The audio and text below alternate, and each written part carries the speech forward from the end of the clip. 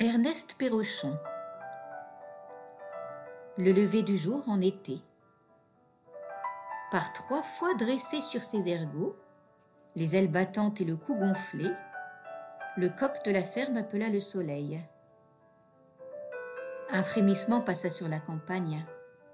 Les buissons s'animèrent, les oiseaux s'éveillaient. En boule sous les ramets, ils secouaient leurs ailes et lissaient leurs plumes où la fraîcheur de la nuit avait déposé sa buée. Puis ils montaient aux hautes branches. Par 3 fois encore le coq jeta son appel. Cela sonnait comme un coup de clairon. Alors les oiseaux des bosquets commencèrent à chanter et à voleter. La lune avait disparu derrière les coteaux.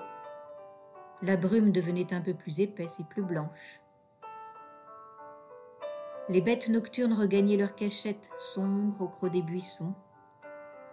Les lapins, avant de se réfugier en leur terrier, faisaient leur dernière cabriole dans la fraîcheur parfumée des sainfoins et des bruyères. Les lourds crapauds sautelaient à la recherche de quelques recoins humides. Les hérissons trottinaient vers les broussailles familières, faisant en hâte craquer, sous leurs dents aiguës, le corselet d'un dernier insecte. L'ombre pâlissait de minute en minute. À l'Orient, le ciel devenait couleur de rose. Le coq de la ferme appelait toujours le soleil.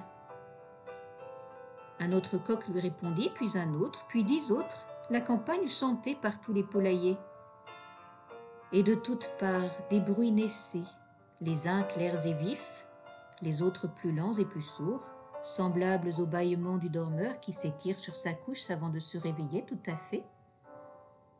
Enfin, la lumière jaillit à l'horizon pur. La brume fondit au premier rayon de l'aurore.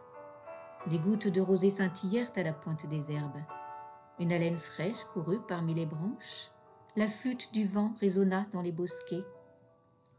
Le jour était né.